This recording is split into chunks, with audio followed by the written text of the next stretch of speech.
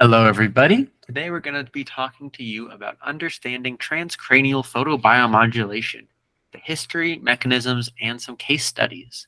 My name is Cody Newman. And I'm Rebecca Walker. And before we begin, just as a disclaimer, we both work for iMedisync, which developed the iSync Wave, the first ever EEG-guided PBM system, which can do both EEG measurements, 19 channels, as well as transcranial photobiomodulation. So in this talk, we're going to start by defining PBM or photobiomodulation, then go into the mechanisms behind transcranial photobiomodulation, discuss some of the TPBM research, go into a few case studies, and then conclude with some final thoughts. So now I will hand it off to Rebecca. Thank you, Cody. So defining photobiomodulation. It derives from the words photo being light, bio being life, and modulation being change. Now it is light changing life or the biomolecular structures. Photobiomodulation also goes by many other names such as PBM, low-level light therapy, red light, cold laser, etc.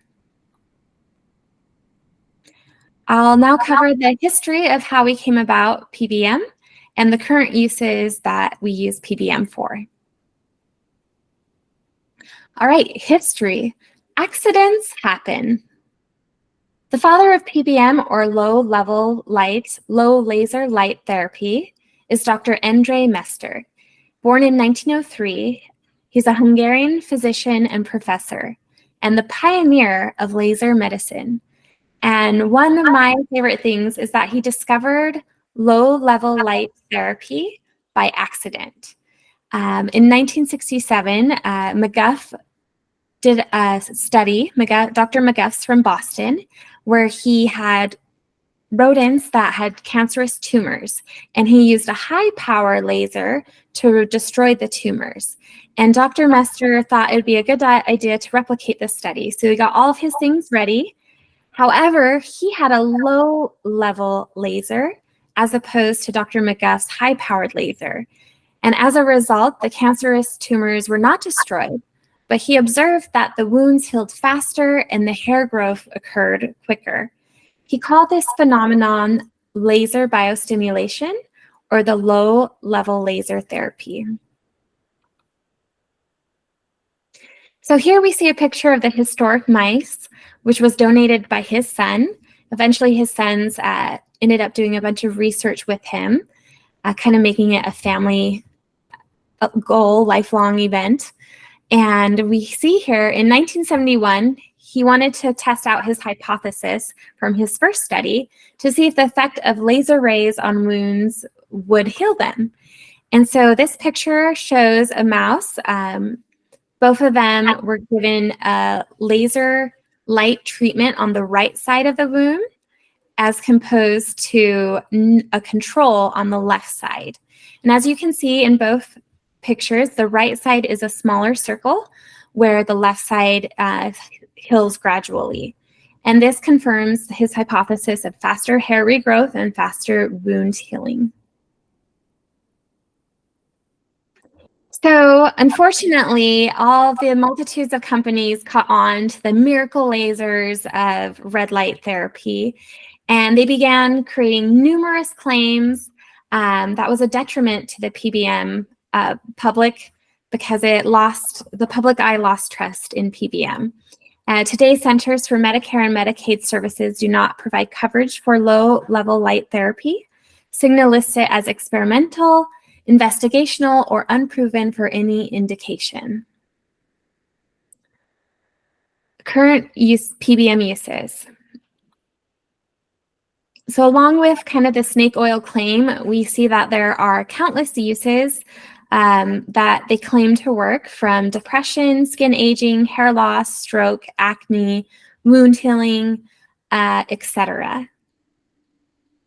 It goes on and on. However, fortunately, research has been improving, and we've been gaining more credibility by a better quality of research. We're measuring what type of light, what power, what intensity, and things of that nature. And we're able to have more backed use for PBM. An honorable mention for current use is using blue light to help treat jaundice. Obviously, blue light is not considered red light. It's only 420 nanometers. Cody will go into this in detail later on about the difference between wavelengths. Jaundice occurs in 60 to 84% of newborns, and the blue light is able to convert the bilirubin, which is the yellow bile, into an E or Z isomer that can be excreted from the body and is widely used for hospital purposes. Next, we have carpal tunnel. As we can see that our research has gained more credibility. In 2004, FDA cleared PBM devices for carpal tunnel syndrome and minor chronic neck and shoulder pain of musculoskeletal origin. There was a study done by Dr. Wing. There were 7 randomized control treatment studies. 270 risk totals were in the treatment group, and 261 risks were in the controlled group. And what he found is after 12-week intervention of red light therapy, those in the treatment group had a stronger hand grip, and the sensory nerve action potential improved as compared to those in the control group. All right, we also have dental. Red light near infrared laser or LED therapy is used for oral disease and pain. It stimulates cell and tissue responses to promote healing and the reduction of inflammation. All right, so a more popular use for PBM is for muscular pain and inflammation. And this is actually a very huge in the horse arena, pun intended. There was a study that compared 19 horses with mild pain and inflammation. 12 of those were cured, 5 improved, and 2 were unchanged. It is effective for pain suppression and the reduction of inflammation. Another study showed that the hair color of the horse did not influence light penetration. However, when they shaved the region being applied with the light, near infrared, it improved the penetration rate. And the brain, what most of us here are fascinated by. The most common improvement of symptom is sleeping problems. There's also the mild cognitive impairment improvement and word retrieval. We will discuss a little bit later on a large mild cognitive impairment study that we've done with PBM and how it's influenced the cognition. A number of articles have shown that low-level light therapy is effective at increasing memory, learning, and overall neurological performance in rodents, and these rodents had TBI. We have another TBI case study of a girl who is unable to sustain her reading attention. She couldn't go over 15 minutes. After the PBM intervention, she was able to sustain a reading focus of 3 hours. Funshell gave a report of a case study where a girl had 5 months disability and couldn't work. After 4 months of the PBM intervention, she scored 2 standard deviations higher on a cognitive test and was able to return to work. There's pronounced decrease in the EEG power in alpha, decrease in delta. A single session of PBM, and the T here stands for transcranial, which is across or through the skull photobiomodulation. This significantly increases the power of the higher oscillatory frequencies of alpha, high alpha, beta, and gamma, and reduces the power of slower frequencies of alpha, delta, and theta in subjects in resting state. And last but not least, we have dermatology for skin care, specifically with diabetics and wound healing. There is a stimulatory effect on the mitochondria with a resulting increase in the ATP. Well, this leads to an anti-inflammatory and protective effect on these cells.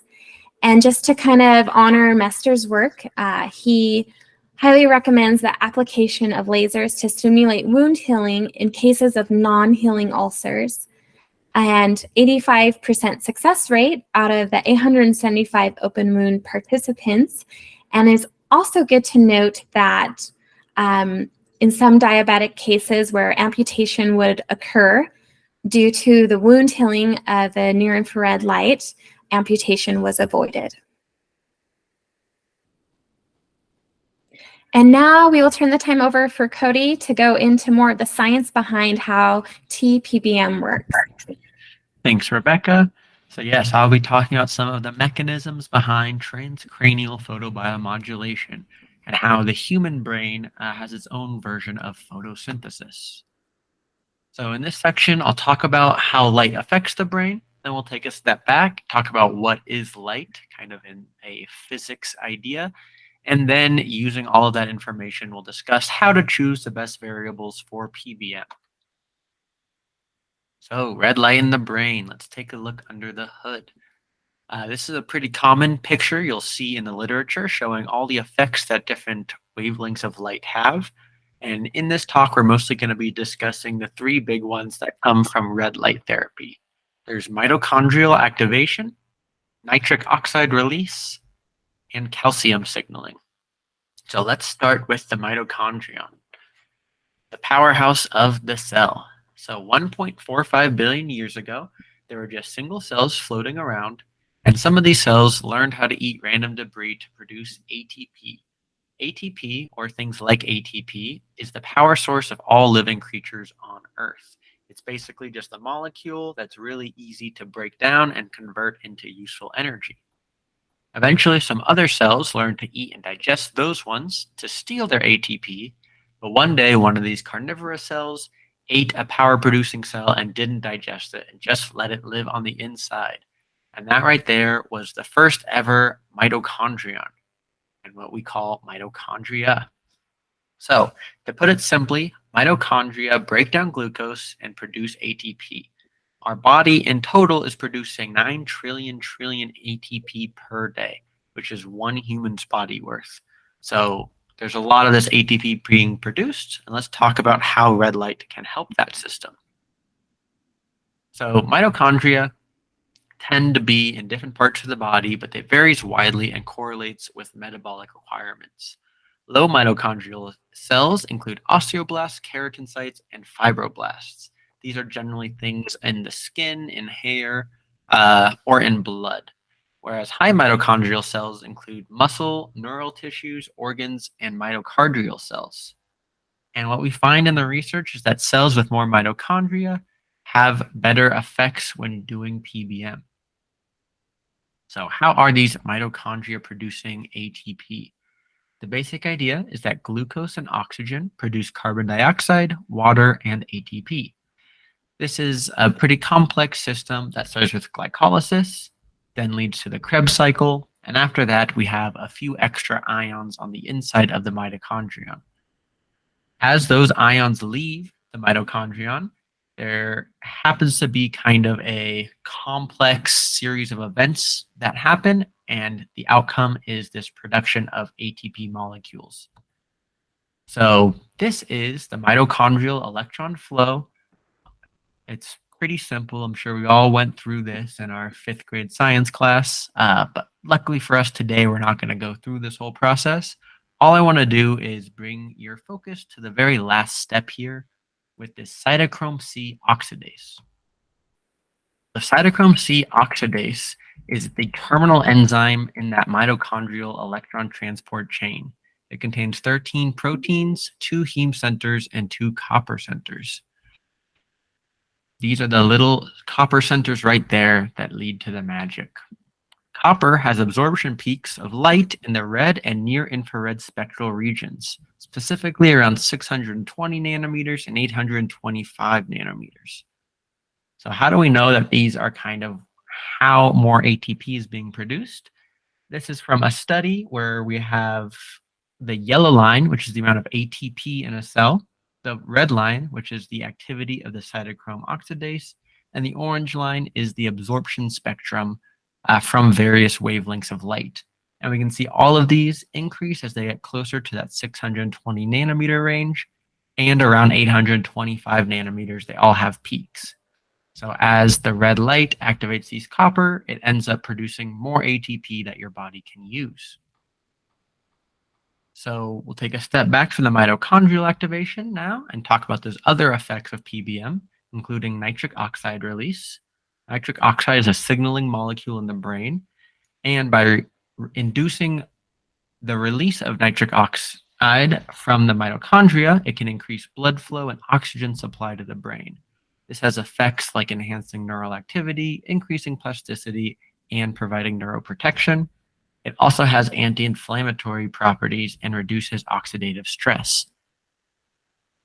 And lastly, we have calcium signaling. Again, over on this diagram, we can see up near the near infrared range in the higher wavelengths, we have these heat and light gated ion channels releasing more calcium. So studies have shown that PBM in the 300 to 600 nanometer range and near 900 to 1100 nanometers increases the calcium ion concentration in the brain. One theory is that water reacts to wavelengths around 980 nanometers, and by activating the water in your ion channels, it kind of shakes out some of these calcium ions. Another theory is that the calcium is actually being released from the endoplasmic reticulum or from the mitochondria themselves. And calcium signaling is involved in a lot of different processes like cell proliferation, differentiation, and survival. And calcium ions can stimulate the production of ATP. And lastly, it's been linked to the activation of transcription factors such as NF-kappa beta and AP1. You might have seen these things before in research on COVID-19, which is why a lot of doctors recommend some form of light therapy for long COVID symptoms. So all sorts of other outcomes from these three main effects, things like increased blood flow, decreased inflammation, less cell death, less neuron excitotoxicity, kind of the list goes on and on. Basically, by helping the brain produce more ATP, more energy, and releasing more of these kind of healthy ions in the brain, the whole thing kind of works better than it did before, and that's the idea behind giving PBM to the brain. There can be some side effects. The most commonly reported side effects are headaches or irritability, sometimes attributed to increased blood flow. There's also been reported changes in blood pressure and weight.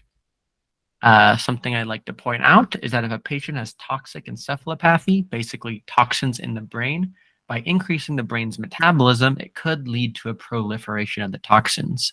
So just like your neurons and everything else use ATP to kind of power themselves, so can toxins or different diseases of the brain. That's just something to keep in mind. This isn't something from the research. This was just something kind of proposed by a colleague of mine, so I think it's worth mentioning. There's also the idea that there can be too much of a good thing. There is such a thing as an overdose of photobiomodulation, but you have to remember that mitochondria are located in deeper tissues, so it's really hard to get that much energy that deep into the body. Regardless, TPBM should be started in small doses with only about 5-minute sessions, with keeping track of side effects along the way as you increase that time that someone is receiving PBM treatment. So now we're going to take a step back and talk about what is light, kind of give a physics background here. So the definition for light is that light is a form of electromagnetic radiation, aka photons, that exhibit varying wavelengths and that correspond to different frequencies and energies. This is a pretty common diagram where you can see shorter wavelength photons are things like gamma rays or X-rays. And as we kind of increase that wavelength, we lose energy and we get things like microwaves or radio waves. And then right in the middle, a photon in this speed at these frequencies are what we perceive as the different colors in the visible light spectrum. Now, when we're talking about TPBM, typically we're talking about things in this range between red and infrared, which is what we call near infrared. And the thing to keep in mind is smaller wavelengths typically mean higher frequency, and higher frequency is higher energy. So different molecules can interact with photons in distinct ways. So for example, the electrons in glass need a lot of energy to absorb photons, and visible light doesn't have that much energy. which is why glass doesn't absorb things in the visible light spectrum and it looks transparent to us. Similarly, radio waves have really large wavelengths at really low frequencies, and they aren't able to interact with the molecules in our bodies or most other objects.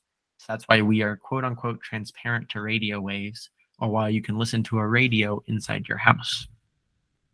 Now, certain wavelengths of light tend to be optimal for interacting with molecules in the human body. This diagram here to the right shows how different colors in the visible light spectrum and beyond, how deep they can penetrate into the body. And we'll go into the specifics of which nanometers to choose later, but the general idea is we don't want it to be too low in energy to just pass through us like radio waves. We don't want it to be too high in energy or specific energies that'll excite water in the body, and we don't want it too high in energy to just scatter when it hits the surface, such as what purple light does. So when we're talking about light and we're talking about a single photon, we tend to have wavelengths, which is the distance between peaks. And again, the bigger the wavelength, the less the energy. And then we have frequency. Now, this can be related to the frequency of the waves, but typically in PBM research, when someone mentions frequency, they're talking about the light pulsing and the frequency or hertz that that light is pulsing at. Now, if we put a bunch of these photons together, we have a ray of light. And now we have things like power density, which is how much power is hitting the source, or energy density, or fluence, which is how much energy over time is being absorbed at the source.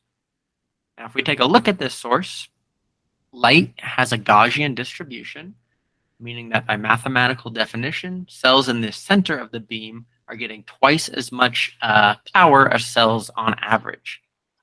And by contrast, cells at the periphery around the outside are only receiving about 13% of that power. So when you use PBM, not every cell under that light is getting the same amount of energy, and we're tending to be focused on that center of the light because that's where the most power is being given. So now that we have an idea of how PBM works in the brain and how light works, let's talk about how to choose variables and what the best variables are for photobiomodulation. A few things to think about with this. A lot of research doesn't consider the implications of things like power density, energy density, light location, distance from the surface, things like that. But it's really important to keep that in mind and find out those variables if possible. There's something called the Arndt-Schultz law, which is that for every substance, small doses stimulate, moderate doses inhibit, and large doses kill. This tends to hold true for PBM. There's also the Ruskow-Bunsen law of reciprocity. This is specific for PBM, saying that the most important parameter is the total quantity of photons absorbed by the target cells, and it is not important how quickly or how slowly these photons are delivered. This generally holds true that you can just double the amount of energy being given by a light and half the amount of time you're doing the stimulation, but at the extremes, it kind of stops being true. If I hold a red LED at the other side of the room for 24 hours, I'm not going to have any effect on my body. And if I shoot a really powerful laser at my brain, the effects are going to be negative. So let's talk about choosing the best wavelength. This is the main thing that you'll see advertised with PBM devices. And this brings us back to our diagram here. So let's talk about why specific wavelengths penetrate deeper. This is a chart showing the absorbance of different things that are in your skin, such as water, hemoglobin, our blood, and melanin. And we don't want to affect any of these things. We're trying only to affect the cells underneath. So typically people choose things in this range from 600 nanometers to 1,000 nanometers. When you get below 600 nanometers, it's really absorbed by things like melanin and the flavins in the skin and doesn't penetrate very deep at all. And water molecules absorb light at wavelengths greater than and equal to around 970 nanometers. So that can start to produce heat. So we're trying to avoid those two sides of the spectrum. Mitochondrial activation is most significant from 600 to 850 nanometers, with peaks around 620 and 825. And calcium signaling is the highest near the range of 900 to 1100 nanometers. with some calcium signaling still happening above and below that range. Research has also found with near-infrared spectroscopy that light can penetrate up to 26 millimeters from the 700 and 900 nanometer range. And again, that CCO activation peak is at 825 nanometers. This is why most studies will be using wavelengths right around this range, and why the iSync wave uses 850 nanometers to try to get that mitochondrial activation as well as some calcium signaling for the best effect. Now, when it comes to energy density, a lot of people will only share their energy output in watts, but that's not telling the whole story. It also matters on the area irradiated. Remember this Gaussian distribution. So if we have 1 watt of energy through a 400 micrometer diameter fiber, like a really small laser, that has a power density of 800 watts per centimeter squared, whereas the same amount of power through a handpiece, an 8 millimeter handpiece, has a power density of only 2 watts per centimeter squared. So it can make an many orders of magnitude difference how close we are and how small the area of effect is, which is why you want to have these lights as close to the scalp as possible. So when it comes to choosing the best power and energy densities, we have to remember that Arndt-Schultz law, that we're trying to get those small doses to stimulate. We're not trying to kill. And at a certain point, the effects tend to be negative. And if we have too much light, too much energy, it can actually lead to cell death. We can kind of overwork those mitochondria. So generally, studies show that fluences from 3 to 10 joules per centimeter squared at the cellular level, so not on the surface, but actually at the cells, gives the desired stimulation of metabolic activity. And again, these tissues with more mitochondria are deeper, which makes overdosing a lot less likely. Because even though we're choosing light that doesn't get absorbed a lot by the skin, usually still 50 to 90% of the energy is absorbed by the skin. So it's really hard to get enough power to overdose a mitochondrion that's in a deep tissue such as the brain. So when you're choosing the best energy density, this is the results from a meta-analysis of studies comparing fluence and irradiance in vitro on top and in vivo on the bottom, with blue studies being successful and red being not successful. And what they found is that fluence and wavelength are the most important variables.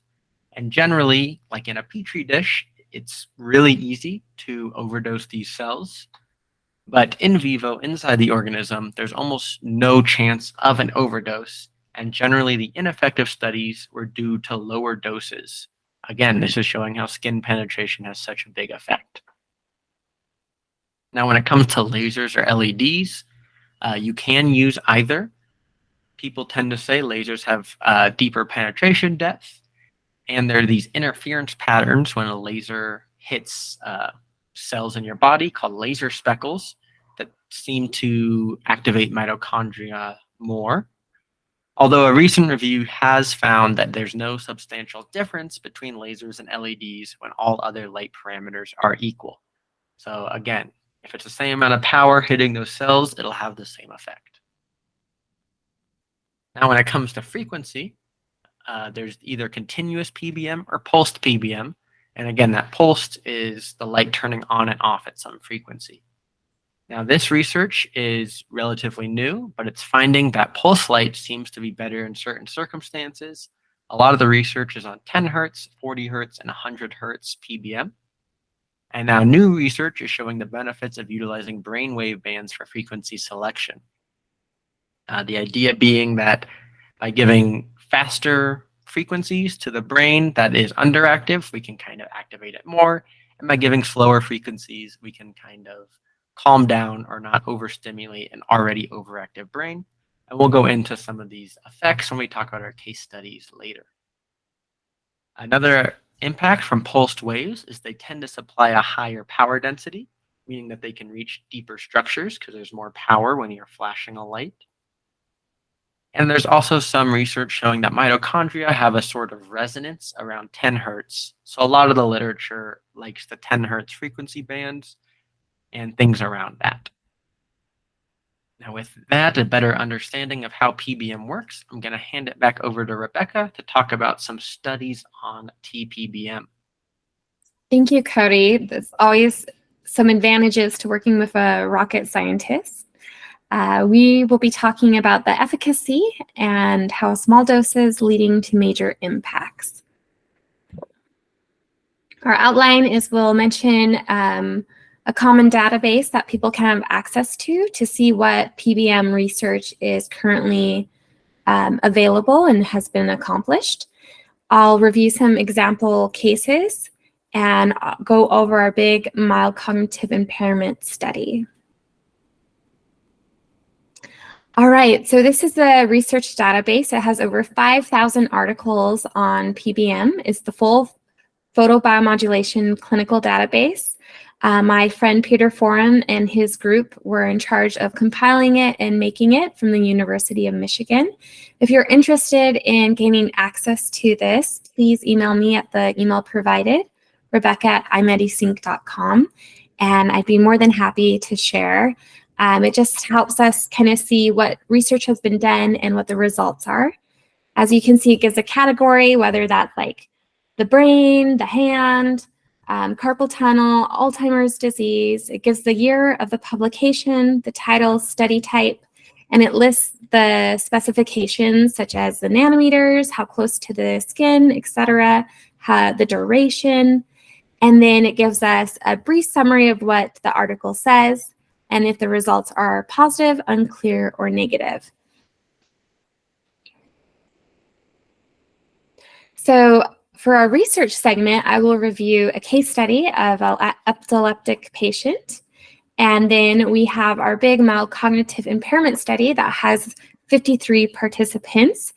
And we'll do individual cases on those, one being with sleep problems, one being with mood and memory decline, bilateral temporal slowing, and dizziness. All right, so for our case study on epilepsy, we have a 45-year-old male who's single. He has no history of surgeries, smoking, nor of alcoholism. He does have a family history of seizures. His father has left temporal lobe epilepsy as well. At age 19 was when he had his first onset of a generalized tonic-clonic seizure, and it coincided with an intense period of stress in his life. He was prescribed Epimin. He was asymptomatic until 1 year ago, and he came to see Dr. Chinchilla. He had seizures, and during these seizures, he's absent-minded, couldn't communicate, and even after the recovery from the seizure, he still had difficulty with word retrieval. He felt deflated, exhausted, and experienced depression, and this lasted for 60 minutes after the seizure occurred. All right, so on April 24th of this year, 2023, we have a baseline QEG here, and we can see at 1 hertz, there is a diffused delta. And then again, at 8 hertz, you see diffused alpha. So our transcranial PBM was applied globally, and that's indicated by the red lights. You can select one site to all of the sites as far as specifications. And it was pulsating at an 8 hertz rate for 10 minutes, 3 times a week. Then 3.5 weeks later, on May 17th, we noticed that although his seizures did not reduce in the amount that he had, the seizure duration improved.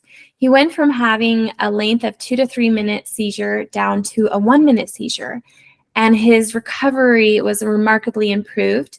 Instead of 30 to 60 minutes of feeling exhausted, within 1 or 2 minutes, he was able to recover and bounce back. He also reported his subjective depression mood improvement to be 90%, and he is currently continuing TPBM care. We do know that, again, as Cody's showing us, that this was improved at 1 hertz with the delta, and then again at the 8 hertz with the alpha. We called the clinic just this morning because he's ongoing treatment since it's a recent study. And we asked, hey, how is our friend doing? And they reported that he says, I'm so much better and my affective disorder has improved a lot since starting with PBM. He's down to 5 to 10 seizures a week as opposed to 11 to 12 seizures a week. And his depressive mood has significantly improved. And he's doing well. So this is good news to hear. All right, so the next case studies that we'll present from here on out deal with our iMedisync's mild cognitive impairment study with the 53 participants.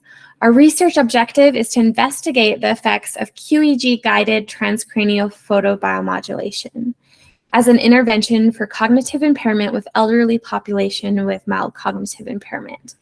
We hope to contribute to the National Dementia Project by exploring the intervention possibilities. So our intervention method was implementing a program using the near-infrared LED care for persons with mild cognitive impairment who are 50 years and older. The intervention was conducted 3 times a week for approximately 8 weeks. All right, so our study demographic shows that this study was performed November 2022 to April 2023, 3 times a week for 8 weeks in total. Someone asked about the duration of the time for PBM. It was started off at 5 minutes just to see how they would respond, how sensitive they were to the intervention, and then moved up to 10 minutes to 20 minutes. Study details include that we had 53 participants, 12 were male, 41 were female. The average age was 73.3, and the populations was citizens of the Gwangju metropolitan city. Something significant about Gwangju is there was a Gwangju uprising, which was a political occurrence where Korea at the time was trying to enforce martial law, and the citizens rebelled against that, and it was pretty violent in nature. All right, tracking the results. So we had the participants do a QEEG, and these QEEGs were performed pre-PBM intervention and post-treatment. We looked at the theta-beta 2 ratio. This ratio tends to be high in a mild cognitive impaired population due to the slowing of peak alpha frequencies and a decrease in beta waves. Delta power is also typically found in excess in the MCI population. Our participants were scored using the clinical dementia rating questionnaires. The scores range from 0 to 18, higher scores meaning more severe symptoms. And they were also given a general quality of life questionnaire.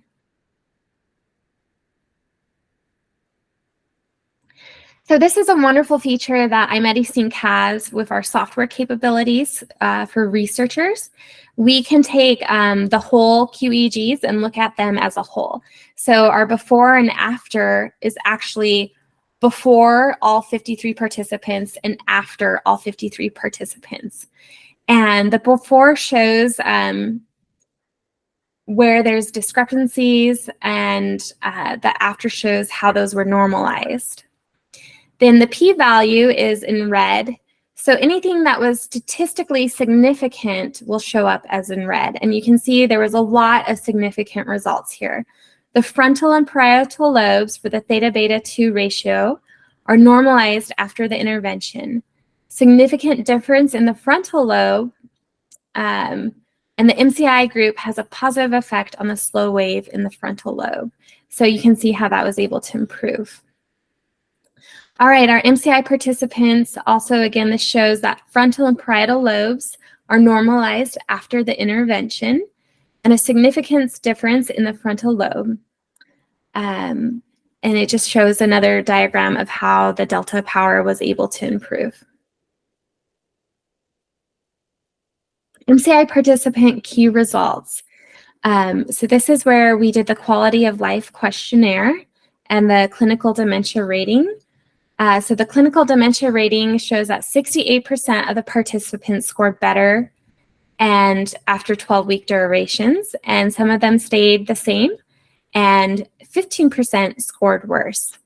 In the quality of life questionnaire, we can see that a lot of people were able to improve with their health status, their meaning of life, and their satisfaction. All right, so our testimonials for mild cognitive impairment include: unrealistic thoughts disappeared. It was depressing but became bright and cheerful. Depression has improved, leading to going out more often. My 17 years of bipolar disorder has ended. That's very significant. And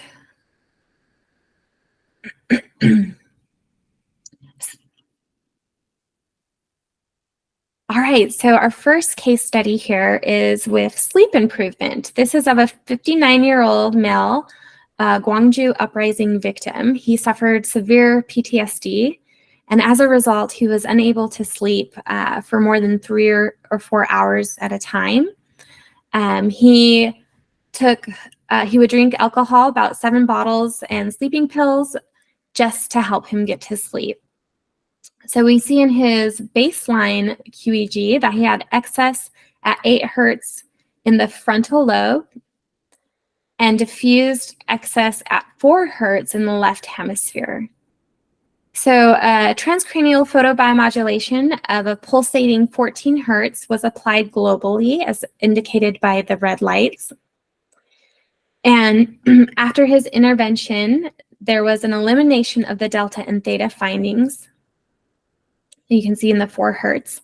And initial alpha was 7 to 8 hertz with frontal dominance. But afterwards, the follow-up had 8 to 9 hertz without frontal dominance. And we were able to speak with our mentor, Jay Gunkelman, shout out to him, to confirm that the 8 to 9 hertz without frontal dominance is a sign of positive changes. This man went from drinking alcohol to sleep and sleeping pills to now getting 6 hours of sleep for the first time in 23 years since the Gwangju uprising incident.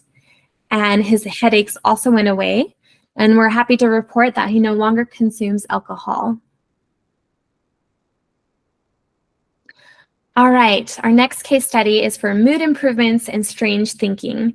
So this is of a 70-year-old female with an excessive pattern in delta, as you can see in those 1, 2, 3, 4 hertz bins, that was able to be normalized after 8 weeks. And this person reported commonly feeling down with intrusive thoughts. We applied the transcranial photobiomodulation at a pulsating rate of 15 hertz, and it was global except occipital.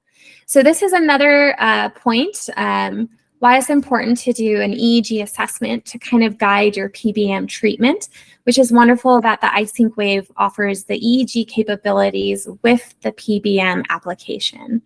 And so she did not receive any PBM treatment to the occipital region due to her not needing that. She reported better sleep and feeling comfortable at 4 weeks. Before, she commonly felt down, but afterwards she was bright and cheerful. During her sessions, she would report improvement. 7th session, she said, "It feels like my mind has cleared up." The 14th, "I feel like things are changing for the better." And the 23rd session, "I'm not having unnecessary thoughts."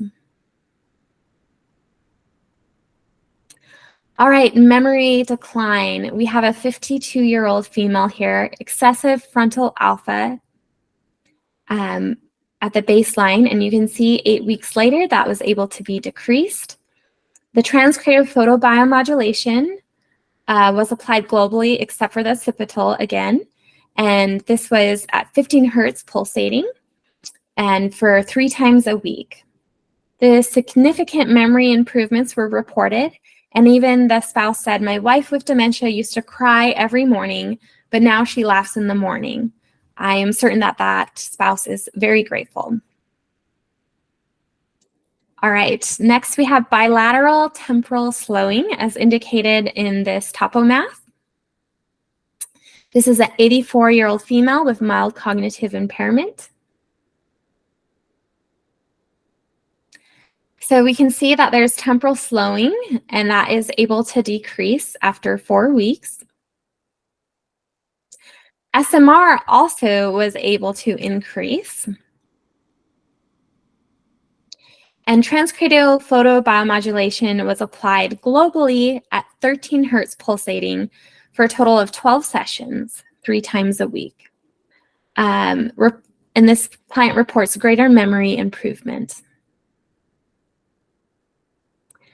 Okay, now we have our dizziness reduction, a 66-year-old male. The slow waves decrease at T6 and P3, as you can see in the baseline, and then again in the 8 weeks follow-up. This client reports that I think my dizziness has gone away. I can remember things the day after drinking. All right, and in conclusion, we just have some final thoughts. Photobiomodulation is a powerful tool that is being used in countless ways, and we're seeing benefits from it. Wavelength is important. You don't just want to buy any wavelength. A device used to heal wounds will not likely work on your brain. Different wavelengths for skin versus the penetration of the light. Low doses may be better. You can always run a session longer if the dose is too low. Utilizing QEEG to find areas to stimulate is ideal. Frequency-specific training may also be advantageous. Results from a preliminary study on MCI groups are promising. And we just want to show that Dr. Kong was given an award for his efforts in helping to improve MCI groups and his work with dementia, and also his trauma care for the Gwangju Foundation. All right, Cody, if you just want to wrap it up. Yeah, thank you guys so much. Here is our contact information if you have any more questions. And we're also always happy to give kind of a virtual demo of the device and show off how the PBM features work and how easy they are to use, as well as give some general ideas on how to come up with protocols for yourself. So that is all we have for you guys today. Thank you so much for watching. Yes, thank you. And please feel free to reach out. We love to communicate.